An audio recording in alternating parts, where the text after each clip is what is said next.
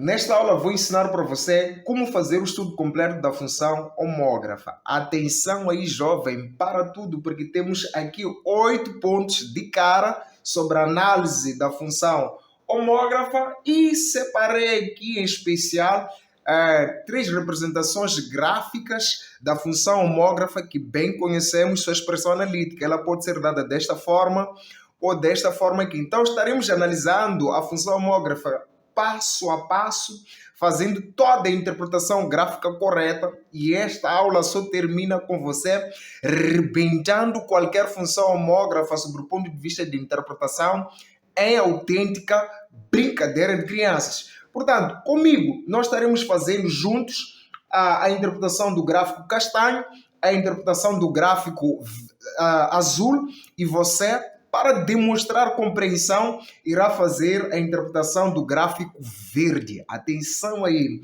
Depois de demonstrar essa compreensão, vai voltar novamente para este vídeo para verificar a sua interpretação, se está correta ou não.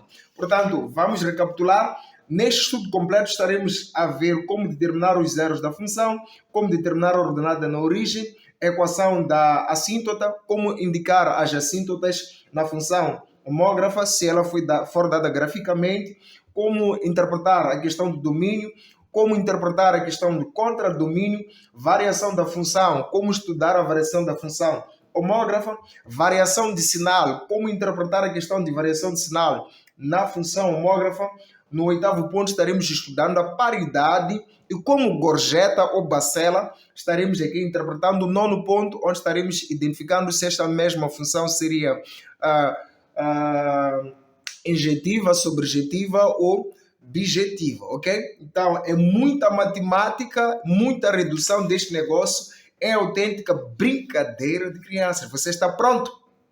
Se você quer mais do que dicas de matemática, física, biologia, química ou português e pretende derrubar os exames de admissão na UEM, UP, SCAM, Unizambese, entre outras instituições de ensino superior público em Moçambique, a hora é agora. Venha já e garanta a sua vaga em uma das nossas turmas presencial ou online, com acesso a todas as aulas gravadas em vídeos com passo a passo que leva você para o ensino superior público de sucesso. Atenção, jovem, não arrisque um ano fora da universidade. Ligue já para um destes contatos ou clique na descrição deste vídeo e acesse o nosso site. A hora é agora.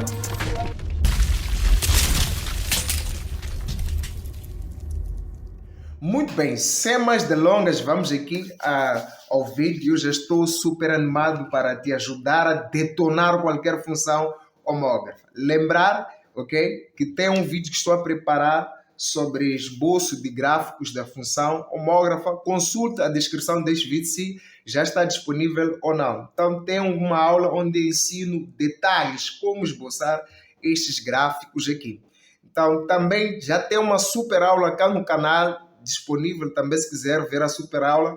Na super aula nós começamos desde a representação gráfica para o estudo completo, mas não tão aprofundado como que nós veremos nesta aula, ok?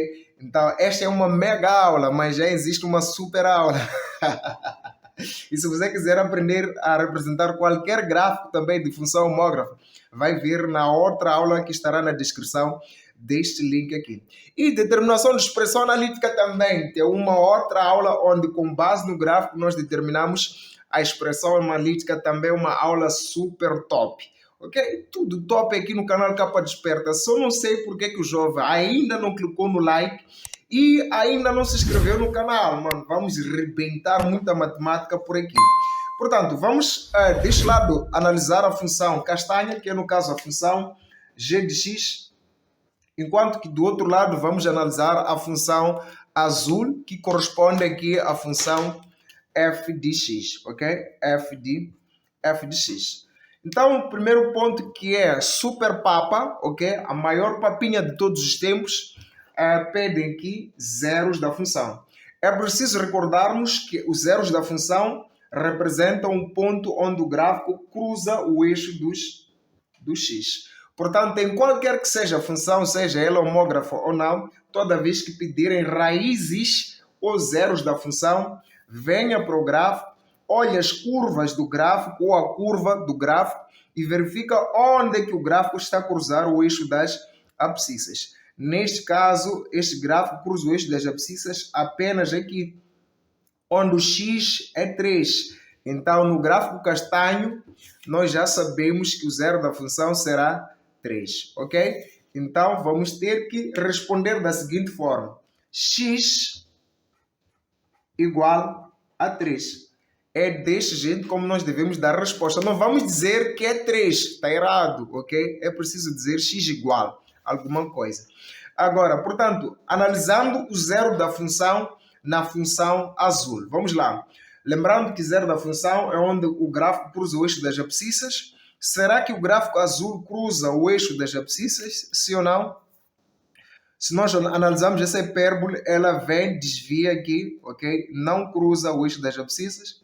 A outra hipérbole também chega no eixo das abscissas, começa a fazer um desvio, também não intercepta o eixo das abscissas. Portanto, o gráfico da função f de x, não interceptando o eixo das abscissas, nós vamos entender que não possui zeros da função, ou seja, não possui raízes. Aqui na função f, vamos dizer que os zeros da função não existem, ok? Não existem zeros para esta função, certo? Ordenada na origem é o ponto onde o gráfico cruza sempre o eixo das ordenadas. Então, precisamos analisar o gráfico e verificar em que ponto está a cruzar o eixo das ordenadas. Aí onde o gráfico estiver a cruzar o eixo das ordenadas, teremos que chamar de ordenada na origem. Então, vamos voltar novamente aos nossos gráficos. O gráfico da função castanho. Então, exatamente neste ponto, cruzamos o eixo das ordenadas, conhecido como eixo dos y, né? Então, o gráfico cruza o eixo das ordenadas exatamente neste ponto. Então, aqui onde o gráfico estiver a cruzar o eixo das ordenadas, teremos a ordenada na origem. Um detalhe muito importante, não é possível uma função ser função e ter duas ordenadas na origem. No máximo, terá uma única ordenada na origem ou nenhuma, ok? Uma única ou nenhuma. Neste caso, como cruzou das ordenadas aqui neste ponto, onde o y vale 3 por 2, não é? Então, vamos ter que dizer que a ordenada na origem para a função castanha será y, porque cruzamos o eixo dos y.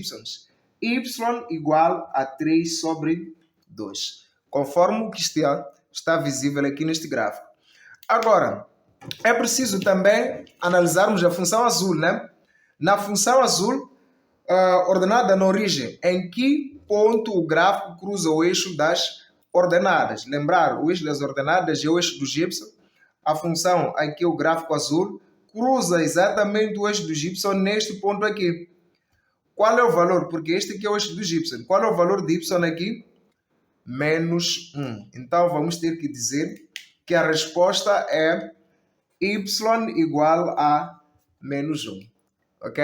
Y igual a menos 1. Portanto, agora vamos analisar a questão ligada às assíntotas. Toda função homógrafa possui duas assíntotas. A primeira assíntota nós podemos chamá-la de assíntota vertical. Então, para abreviar a palavra assíntota vertical, vamos usar AV, não é? Uma assíntota vertical. E a segunda assíntota é uma assíntota horizontal. Toda função homógrafa possui sempre essas duas assíntotas. Muitas vezes são visíveis, mas em alguns dos casos essas assíntotas não são visíveis porque coincidem com um dos eixos. Basicamente, as assíntotas sempre serão retas, vertical ou horizontal, é por isso que chamam-se assíntota vertical ou assíntota horizontal, que são retas que vão tender a delimitar a curva. Neste caso, uma reta vertical é uma assíntota vertical e quando estiver assim, entendemos que é uma assíntota horizontal. Então, conforme podem ver, a assíntota vertical cruza o eixo do x. É por isso que sempre será x igual a alguma coisa, não é? Enquanto que a assíntota horizontal sempre vai cruzar o eixo dos y. Então, teremos que sempre, obrigatoriamente, escrever y igual a certa coisa ali, alguma coisa. certo? Então, a assíntota vertical, x igual a alguma coisa. A assíntota horizontal, y igual a alguma coisa, ok? É só buscarmos estas retas verticais e horizontais.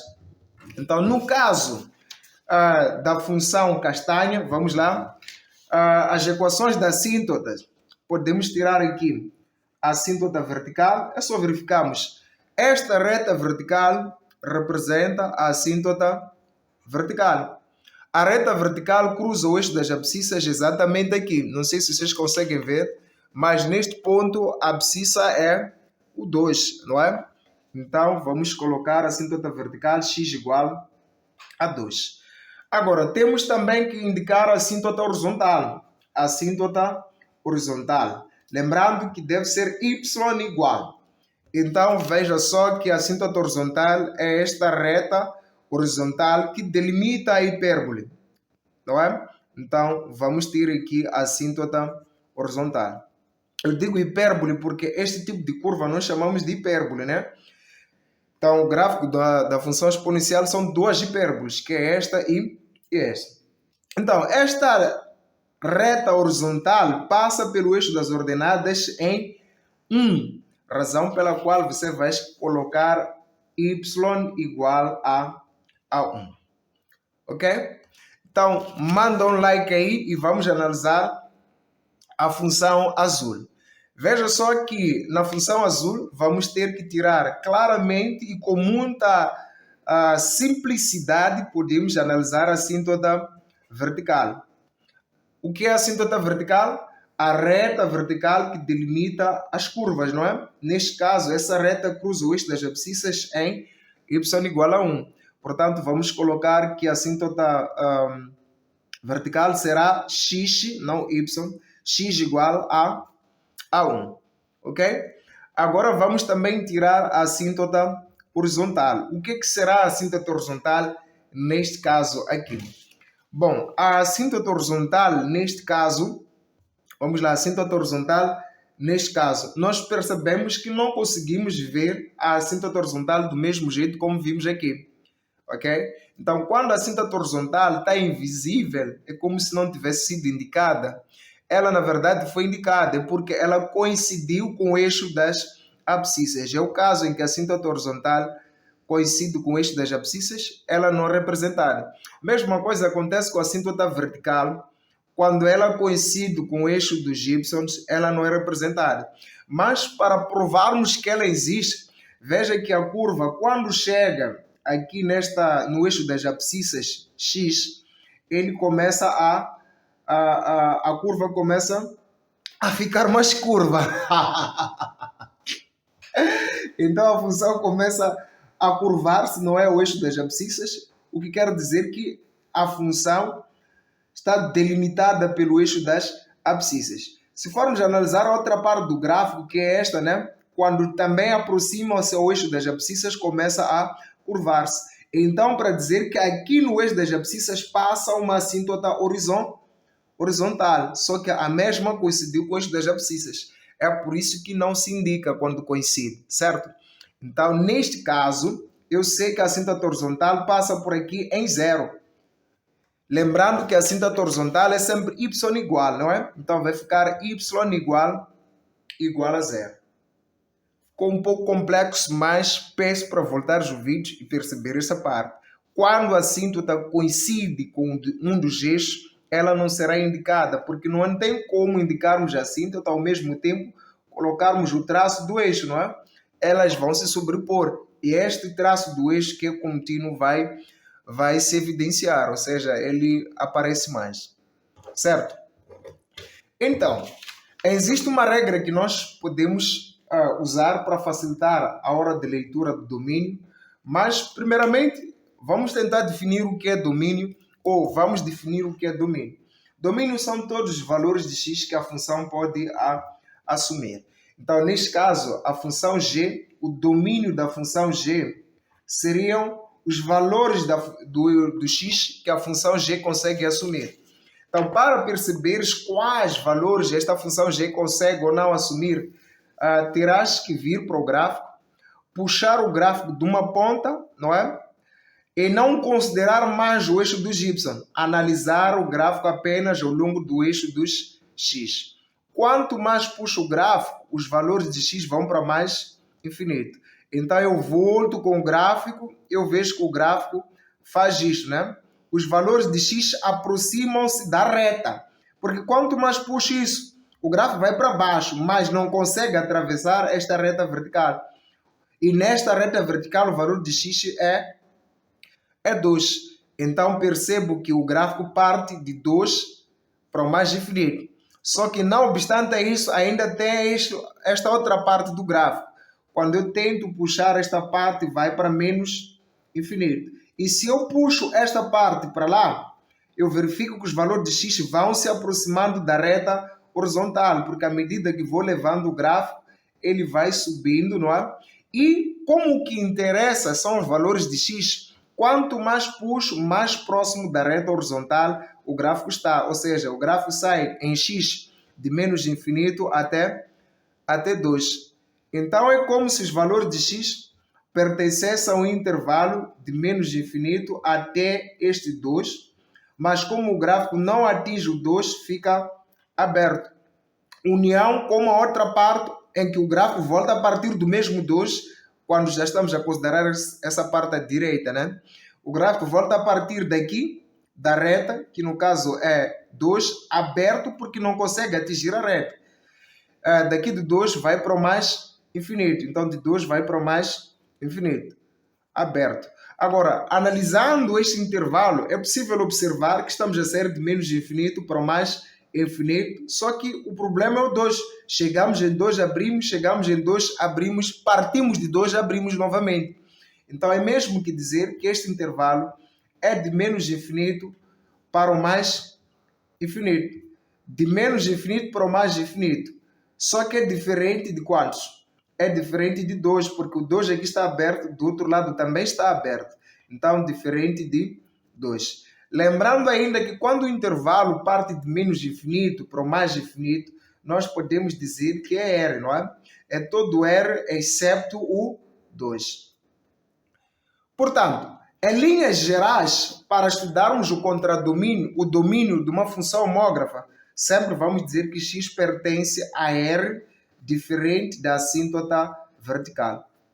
Ok? Então, para facilitar a tua vida, se esta análise parecer complexa, né? Então você pode usar este truque. X pertence a R diferente da assíntota vertical. A assíntota vertical desta função, g, é aqui o x igual a 2, conforme já havíamos indicado aqui, não é? A assíntota vertical é x igual a 2. Então, x pertence a R diferente da assíntota vertical, que no caso é 2. Então, se eu usar o mesmo truque para este gráfico, fica mais rápido, né? Este truque só funciona para funções homógrafas, ok? É uma observação que só serve para funções homógrafas. Portanto, o domínio da função aqui f de x, nós nem precisamos olhar para o gráfico e conseguimos responder com muita clareza. O domínio da função f seria x pertencente a R, diferente da assíntota vertical. Qual é a assíntota vertical da função f? É x igual a 1. Então, diferente de 1. Agora, é importante, não é? É importante verificar se o estudante consegue desenvolver a mesma análise que nós desenvolvemos para a função g. Sair daqui até chegar a esta conclusão.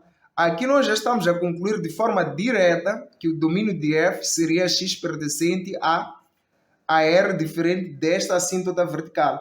A função só não estará definida ao longo da assíntota vertical, que no caso é aqui o 1. Não é? Ótimo. Portanto, matamos a questão da assíntota. Perdão, do domínio. Agora vamos interpretar a questão do contradomínio. Como analisar o contradomínio? Então, primeiro, dizer que na hora de termos que analisar o contradomínio, teremos que ignorar a existência do eixo x. O contradomínio representa os valores de y que a função pode assumir, não é? Então, para dizermos contradomínio, podemos usar CD para dizer contra, ok? Mas também é quem pode usar D com traço aqui em cima. Contradomínio de G também podemos representar da seguinte forma: contradomínio colocando um traço lá. Então, sempre será Y pertencente, ok? Porque vamos ler os valores de Y que a função G consegue assumir. Lembrando que a função G, essa função castanha, eu vou trazer aqui a função castanha. Nós temos que analisar a função sobre o ponto de vista de valores de Y que ela pode assumir. E, neste caso, teremos que ignorar a existência do eixo X e passar a viajar apenas nos valores de Y. Se eu pegasse a função para puxar para cá, os valores de Y tenderiam a descer para o menos infinito. Mas quanto mais subo com o gráfico, eu vejo que esta curva, não é? Esta função chega aqui na assíntota horizontal, começa a curvar-se, tendendo a aproximar-se da reta horizontal. Nunca toca a reta. Então você vê que os valores de Y partem do menos infinito, que é o valor mais baixo, e depois eles sobem até aqui em 1. Então teríamos Y pertencente, vamos lá representar aqui, Y pertencente ao intervalo aberto de menos infinito até um intervalo aberto. Por quê? A função não interseta a assíntota, ok? Só que para além destes valores abaixo da assíntota horizontal, tem o gráfico novamente acima da assíntota horizontal. Então, como é que a gente passa a interpretar? Veja só o seguinte, que quanto mais puxo para cá o gráfico tende a aproximar-se da assíntota horizontal. Ou seja, o gráfico volta a partir de 1, não é? E quando puxo o gráfico, ele sobe para o mais infinito. Então, a função vai para o mais infinito. E desta forma, a gente pode entender que, ok, partimos de menos infinito, vamos para o mais infinito. Aqui, o problema é que o 1 está no intervalo aberto, mas voltamos a começar pelo próprio 1, intervalo aberto. Então, entende-se com isso que Y é de menos infinito para o mais infinito. A ideia aqui é excluir um 1, diferente de 1. Por que excluir 1? De um lado 1 está aberto, do outro lado também está aberto. Mas viemos até 1 e partimos do próprio 1. Então é de menos infinito a mais infinito, excluindo 1. Lembrando que de menos infinito a mais infinito significa que é R. Então R diferente de 1. Ok? Se formos a estudar este 1, vamos perceber que ele representa a assíntota horizontal. Para dizer que o contradomínio de uma função homógrafa, qualquer que seja, sempre será Y pertencente a R, ok? Y pertencente a R, diferente da assíntota horizontal. Enquanto que o domínio é X pertencente a R diferente da assíntota vertical, o contradomínio será R diferente da assíntota horizontal. Lembrando, é uma característica apenas das funções homógrafas. Ok? Então, pegue a visão. Significa que aqui o contradomínio será Y pertencente a R diferente de 1. Então, vamos escrever que a função azul possui um contradomínio CDF Y pertencente a R diferente. Não é esta F, né? No caso, estávamos a estudar a função castanha, né? Lembrem-se, estávamos a estudar a função castanha, que no caso foi este valor aqui.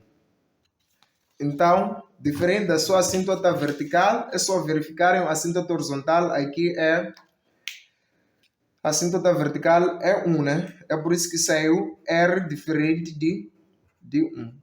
Então, neste caso, nem precisamos do gráfico, é só dizermos que Y pertence a R e este R deve ser diferente de quantos? Da assíntota horizontal, que no caso é Y igual a 0. Nós vamos colocar apenas o valor, porque já sabemos que corresponde a Y, não é? Então, fica desse jeito. Matamos o gasto. Variação da função. Variação da função ou monotonia é para dizer se a função é crescente ou decrescente. Responder essa questão é bem top e super easy. Como faz? É só desenhar o gráfico de esquerda para a direita. Vejam só, ao desenharmos esta função de esquerda para a direita, ela faz o quê? Cresce. Então, cresce. Se eu vier desenhar deste lado, também estará a crescer. Então, percebe-se que este gráfico da função castanha, que é G, é uma função crescente, né, em todo o seu domínio. É crescente, ok?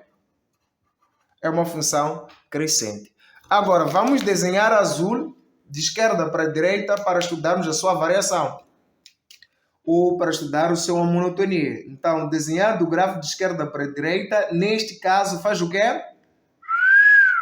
Decresce. Agora, tentas desenhar do outro lado também, decresce. Então, nós teremos que dizer que a função azul é decrescente em todo o seu domínio, ok? Uma função decrescente.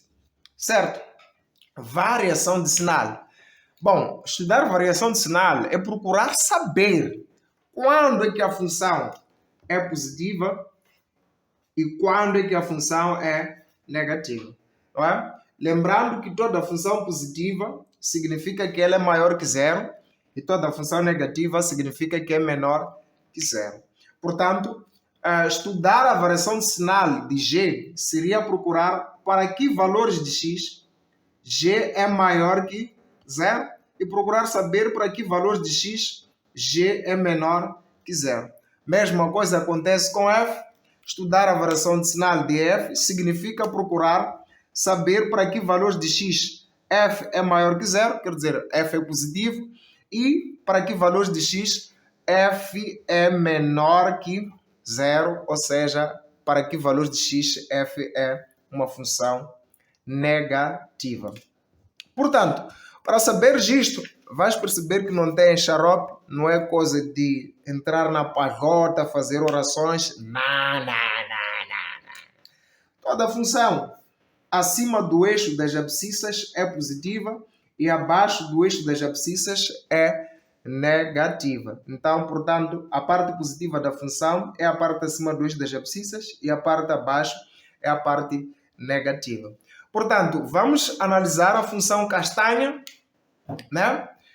Para conseguir verificar a parte acima do eixo e a parte abaixo do eixo, você precisa fazer uma coisa bem interessante. Que coisa interessante é esta? Primeiro, achar um ponto onde o gráfico cruzou o eixo das abscissas, se é que cruzou. Veja que esta toda parte, não é? Esta parte aqui está abaixo do eixo das abscissas. Porque se eu trouxer, por exemplo, este papel, se eu tampar daqui do eixo das abscissas, nós vimos que a parte acima do eixo é toda esta parte e esta partinha aqui. Mas a parte abaixo do eixo, vamos colocar isto daqui, não é? É daqui até aqui, conforme está representado. Então, a parte abaixo é parte negativa, a parte acima será a parte positiva. Vamos começar com a parte negativa, né? A parte em que a função g é negativa. Vamos afastar isto para cá e vamos dar a resposta. Bom, a função g é negativa onde? Aqui onde está abaixo do eixo. Então, neste caso, a função g é negativa. Este todo trecho, ok? Vamos lá verificar. Todo esse trecho está em que valores de x? Nós percebemos que isto está daqui onde começa essa assíntota vertical. Consegue ver a assíntota vertical? Que é esta aqui, não é? Aqui do 2 até exatamente aqui neste ponto onde o gráfico cruzou eixo x, que no caso é a abscissa 3. Não sei se deu para perceber, mas já buramos muito, só que não deixa de ser 2, né? A assíntota vertical, nossa assíntota vertical é 2. Então, a parte negativa é de 2 para 3, ok? Então, significa que g é menor que 0 quando x parte aberto de 2 para 3, intervalo aberto. Atenção, em 2 abrimos porque a assíntota vertical nunca poderá se fechar o intervalo na assíntota. Então, 3 abrimos porque aqui não tem um igual. Agora, vamos verificar a parte na qual a função é positiva.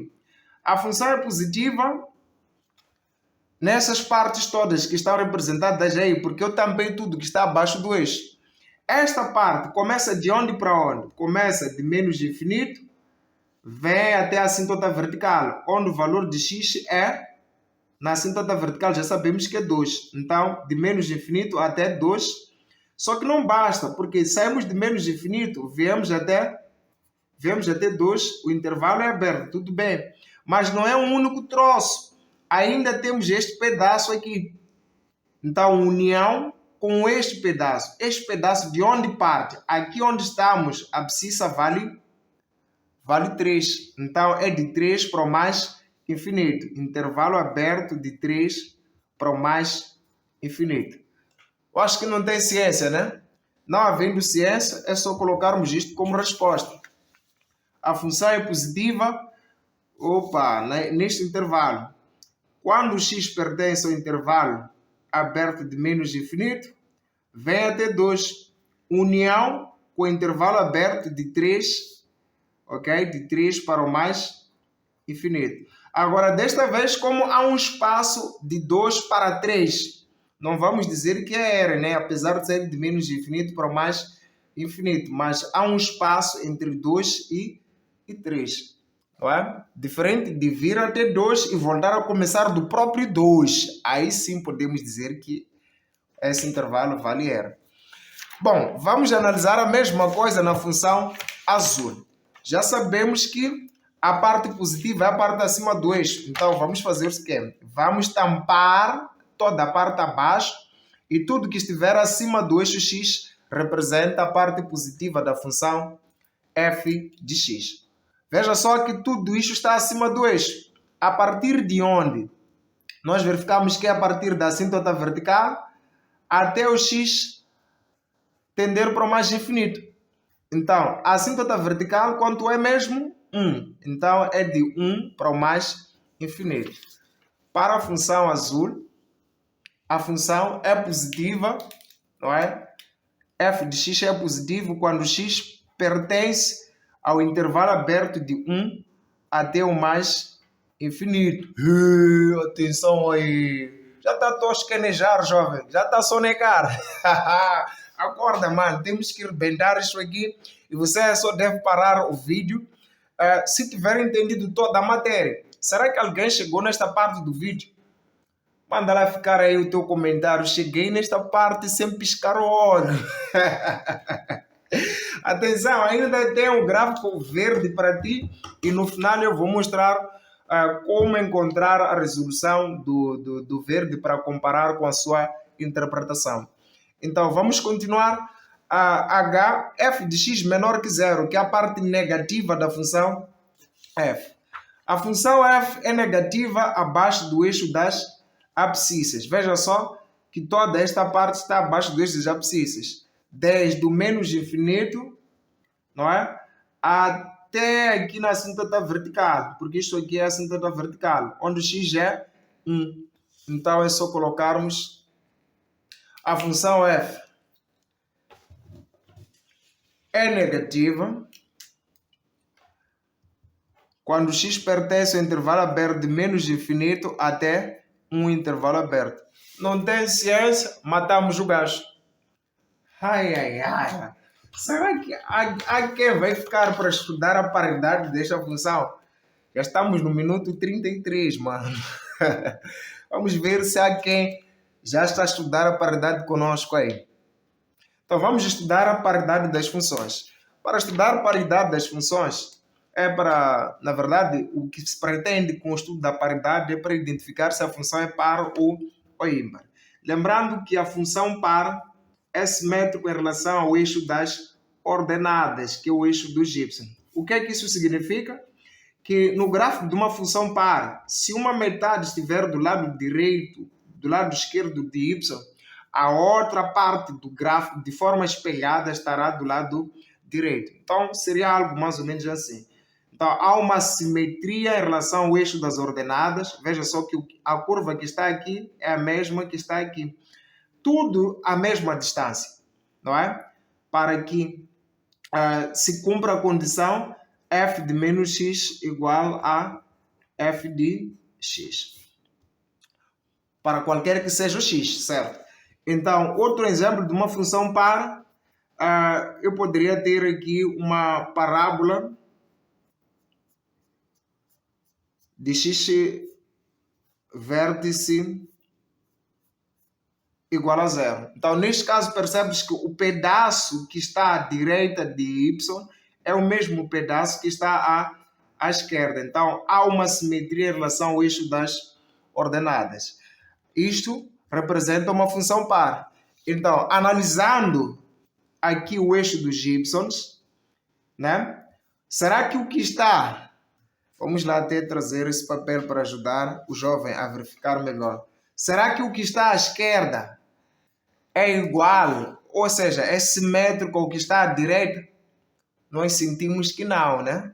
Há várias partes da função que não estão do lado esquerdo. Então, não estão pegados no lado esquerdo. Logo, esta função não é par, ok? Esta função g não é par, ok? Agora vamos testar a função f. Será que a função f é par? É só fazermos isto. Tampamos isto, né? Será que esta parte da função foi espelhada do lado direito? Então temos isto representado do lado direito de forma simétrica. Do lado direito de y, né? Não. Para termos isto de forma simétrica, significa que a curva, em vez de fazer isto, tinha que estar a fazer isto aqui. Então, esta função não é simétrica em relação ao eixo das ordenadas. Logo, ok? Logo, a função f também não é par, ok? Não é par. Agora, vamos verificar se seria uma função ímpar ou não. Primeiro, tínhamos que entender como é que funciona uma função ímpar, não é? O gráfico da função ímpar é simétrico em relação à origem. O que é que isso significa? Que se eu tenho um sistema cartesiano ortogonal XY, o que estiver deste lado deve estar exatamente deste lado, tudo à mesma distância. Não é? Então, este é um exemplo. Podemos dar outro exemplo, que pode ser uma função representada deste jeito também. Então, o que está aqui tem que estar aqui. Mas também podemos ter a função representada deste jeito aqui também, né? O que está nesse quadrante tem que estar no outro quadrante oposto. Então, tem que ser simétrico em relação à origem. Estamos juntos? Então, se provoca esse tipo de simetria, nós diremos que a função é par, é ímpar, perdão, para que possa cumprir a condição f de menos x igual a menos f de x. Agora, tem um vídeo onde eu explico mais sobre paridade de funções, como interpretar isto. Você vai poder encontrar o vídeo na descrição deste vídeo, ok? Então, o que é que nós vamos fazer aqui? É só verificar a origem. Será que o que está aqui é simétrico ao que está aqui? Nós vimos que não. Então, quer dizer que esta função g não é par, nem é ímpar. Não é par, nem ímpar. A mesma coisa vai acontecer com a função f de x. A origem é esta. Temos aqui esta curva. Esta curva não é simétrica a esta em relação a esta origem, né? Então, por isso que também dizemos que não é par, nem aqui é ímpar. Ok? Então, sobre a injetividade desta função, eu havia prometido, né? O que é que nós vamos dizer sobre injetividade? A função, para testar se ela é injetiva ou não, você vai ter que colocar retas horizontais. Veja que colocando uma reta horizontal por aqui intercepta esse gráfico em um ponto. Se eu colocar a mesma reta horizontal por aqui, intercepta o gráfico em um ponto. Se eu colocar a reta horizontal por aqui, intercepta o gráfico em um ponto. Em qualquer lugar onde eu vier a colocar uma reta horizontal, o gráfico da função g sempre será interceptado ou cruzado em apenas um único ponto. Então, significa que objetos diferentes possuem imagens diferentes. Logo, a função G é injetiva. É injetiva ou injetora, ok? Injetiva. Podemos chamar de função injetiva ou injetora. Agora, para ver se é sobrejetiva, é só olhar o seu contradomínio. O contradomínio desta função não é R, né? Não é R. Se nós olharmos aqui o contradomínio, é R diferente de 1. Então, como há um elemento aqui do conjunto de chegada y que não pode ser assumido pela função, então significa que esta função não pode ser sobrejetiva, ou seja, não é sobrejetiva. Não é sobrejetiva. Bom, regra geral, toda função homógrafa é injetiva e não é sobrejetiva. Então, portanto, a mesma análise serve para esta aqui. É injetiva e não é sobrejetiva. Então, a função dada em 2, que é a função f, também é injetiva e não é sobrejetiva.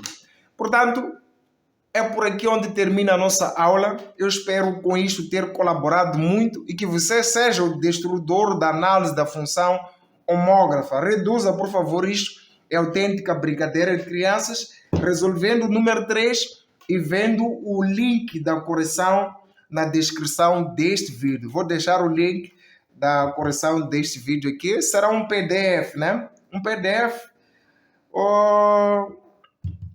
na descrição para você baixar e verificar como é que essa função está sendo interpretada. Um beijo no cérebro. Meu nome é Pedro da Glória Valis, com a missão de reduzir a matemática em brincadeira de crianças. God bless.